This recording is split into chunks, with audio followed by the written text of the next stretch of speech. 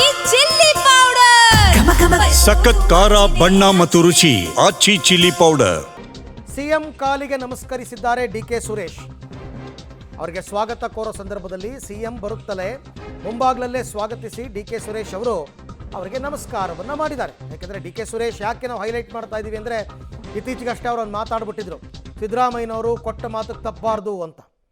ಹಾಗಾಗಿ ಈಗ ಡಿಕೆ ಸುರೇಶ್ ಅವರು ಸಿದ್ದರಾಮಯ್ಯನವ್ರಿಗೆ ಸ್ವಾಗತ ಕೋರಿ ಕಾಲಿಗೆ ನಮಸ್ಕಾರ ಮಾಡಿದ್ದಾರೆ. ವಯಸ್ಸಲ್ಲಿ ಹಿರಿಯರು, ತಪ್ಪೇನೂ ಇಲ್ಲ, ಅದರಲ್ಲೇನು ತಪ್ಪು.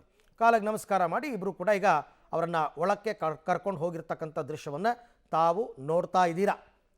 ಸಿದ್ದರಾಮಯ್ಯನವರು ಡಿ ಕೆ ಶಿವಕುಮಾರ್ ಅವರ ಮನೆಗೆ ಆಗಮಿಸಿರುವಂಥದ್ದನ್ನು ಸೊ ಒಂದು ಬ್ರೇಕ್ಫಾಸ್ಟನ್ನು ಇಟ್ಕೊಂಡಿದ್ದಾರೆ. ಮನೆಗೆ ಬಂದ ಅತಿಥಿಗೆ ಸಹಜವಾಗಿ ಅತಿಥಿ ಸತ್ಕಾರವನ್ನು ಚೆನ್ನಾಗೇ ಮಾಡ್ತಾರೆ. ಆಮೇಲೆ ಅವ್ರ ಜೊತೆ ಬಂದಿರೋರಿಗೂ ಎಲ್ಲ ಟಿಫನ್ ಅರೇಂಜ್ ಆಗಿದೆಯಂತೆ. ಅವರ ಜೊತೆಯಲ್ಲಿ ಬಂದಿರತಕ್ಕಂಥವ್ರಿಗೂ ಕೂಡ ಎಲ್ಲ ವ್ಯವಸ್ಥೆಯನ್ನು ಮಾಡಿದ್ದಾರೆ. ಮತ್ತು ಅವ್ರ ಬಾಡಿ ಗಾರ್ಡ್ಸು, ಗನ್ ಮ್ಯಾನ್ಸು ಎಲ್ಲ ಇದಾರಲ್ಲ, ಅವ್ರಿಗೆಲ್ಲ ಪಾಪ ಎಲ್ಲೆಲ್ಲಿ ಏನೇನು ಬೇಕು ವ್ಯವಸ್ಥೆಗಳು ಅದರಲ್ಲೆಲ್ಲ ಡಿ ಕೆ ಶಿವಕುಮಾರ್ ಎತ್ತಿದ ಕೈ. ನೀವು ಸಿದ್ದರಾಮಯ್ಯನವರು ಅವ್ರು ಒಬ್ಬರನ್ನ ಕರೆದು ತಿಂಡಿ ಹಾಕ್ಕೊಟ್ರೆ ನಾನು ಎಲ್ಲರೂ ಕರಿತೀನಿ ಅಂತ ಇರ್ಬೇಕಾರೆ ಅವ್ರು ಎಲ್ರಿಗೂ ಮಾಡಿಸೋಣ ಅಂತ.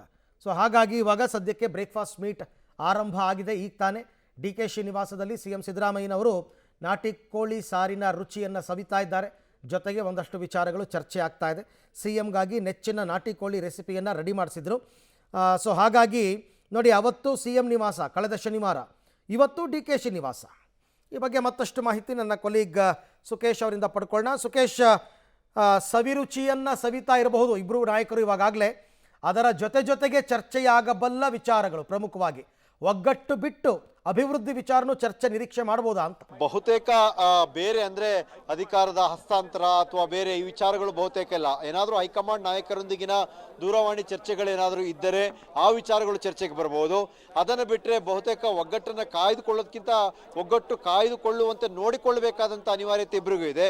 ಆ ವಿಚಾರವೂ ಕೂಡ ಚರ್ಚೆಗೆ ಬರುವಂಥ ಸಾಧ್ಯತೆ. ಯಾಕಂದರೆ ತಾವು ಇಷ್ಟೆಲ್ಲ ಪ್ರಯತ್ನ ಪಟ್ಟು ಇಬ್ಬರು ಎರಡೆರಡು ಬ್ರೇಕ್ಫಾಸ್ಟ್ ಮೀಟಿಂಗ್ ಮಾಡಿದ ಹೊರತಾಗಿಯೂ ಕೂಡ ಭಿನ್ನ ಧ್ವನಿ, ಭಿನ್ನ ಸ್ವರ, ಭಿನ್ನ ಅಭಿಪ್ರಾಯಗಳು ಏನಾದರೂ ಶುರು ಆಯಿತು ಅಂದರೆ ಅದು ಇದೆಲ್ಲವೂ ಕೂಡ ಒಂದು ರೀತಿ ನೀರಲ್ಲಿ ಹೋಮ ಮಾಡಿದಂತಾಗುತ್ತೆ.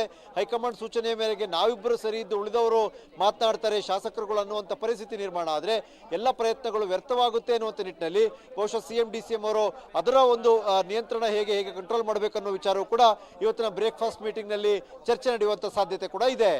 ಅರವಿಂದ್, ಓಕೆ, ಇದರ ಜೊತೆಗೆ ನೋಡಿ, ರಾಜ್ಯದ ಜನಕ್ಕೆ ಮತ್ತು ಹೈಕಮಾಂಡ್ಗೆ ಕೇವಲ ಇವರಿಬ್ಬರು ಒಗ್ಗಟ್ಟಾಗಿದ್ದಾರೆ ಅಂತ ಅಷ್ಟೇ ತೋರಿಸ್ಕೊಂಡ್ರೆ ಸಾಕಾಗಲ್ಲ. ಜನ ಮಾತಾಡ್ಕೋತಾ ಇರೋದು ಇವರು ಅಭಿವೃದ್ಧಿನೇ ಮರ್ತು ಬಿಟ್ಟಿದ್ದಾರಲ್ಲ, ರಾಜ್ಯದ ಅಭಿವೃದ್ಧಿ ಬಗ್ಗೆ ಒಬ್ಬರು ಮಾತಾಡ್ತಾ ಇಲ್ವಲ್ಲ ಅಂತ ಇದ್ದಾರೆ.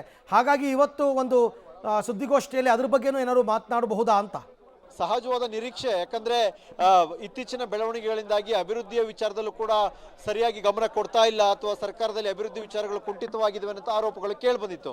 ಸರ್ಕಾರದ ಮಟ್ಟದಲ್ಲಿ ನಡೀತಿರುವಂಥ ಕೆಲಸಗಳಲ್ಲಿಗಿಂತ ರಾಜಕಾರಣವೇ ಜಾಸ್ತಿ ಆಯಿತು ಅನ್ನೋ ಆರೋಪದ ಮಧ್ಯದಲ್ಲಿ ಸಹಜವಾಗಿ ಏನೆಲ್ಲ ಅಭಿವೃದ್ಧಿಗೆ ಅಥವಾ ಹೊಸದಾಗಿ ಏನು ಅಥವಾ ಸಚಿವ ಸಂಪುಟ ಸಭೆ ಕೂಡ ಇರೋದ್ರಿಂದ 2 ದಿನದಲ್ಲಿ ನಿರ್ಣಯಗಳ ಮಾಡಬೇಕಂತ ತೀರ್ಮಾನ ಮಾಡುವ ಸಿದ್ಧತೆಗಳು ಮಾಡ್ಕೊಳ್ತಾ ಇದೀವಿ ಅನ್ನೋ ವಿಚಾರವೂ ಸೇರಿದಂತೆ ಸಾಕಷ್ಟು ವಿಚಾರಗಳು ಚರ್ಚೆಯೂ ಆಗಬಹುದು. ಜೊತೆಗೆ ಪತ್ರಿಕಾಗೋಷ್ಠಿ ನಡೆಸಿದ್ರೆ ಅಲ್ಲೂ ಕೂಡ ಕೆಲವೊಂದು ವಿಚಾರಗಳನ್ನ ಅನಿವಾರ್ಯವಾಗಿ ಅವರು ಬಹಿರಂಗವಾಗಿ ಹೇಳಲಿಕ್ಕೆ ಕೂಡ ಮುಂದಾಗುವಂತ ಸಾಧ್ಯತೆ ಕೂಡ ಇದೆ. ಯಾಕಂದ್ರೆ ಡ್ಯಾಮೇಜ್ ಕಂಟ್ರೋಲ್ ಅಂದ್ರೆ ಕೇವಲ ಪಕ್ಷದ ವಿಚಾರ ಅಲ್ಲ, ಸರ್ಕಾರದ ಮಟ್ಟದಲ್ಲಿ ಆಗ್ತಾ ಇರುವಂತಹ ಸಹಜವಾಗಿ ವ್ಯಕ್ತವಾಗ್ತಿರುವಂತಹ ವಿರೋಧ ಇರಬಹುದು ಅಥವಾ ಆಡಳಿತ ಯಂತ್ರ ಕುಸಿದಿದೆ ಅನ್ನುವಂಥ ಆರೋಪ ಇರಬಹುದು.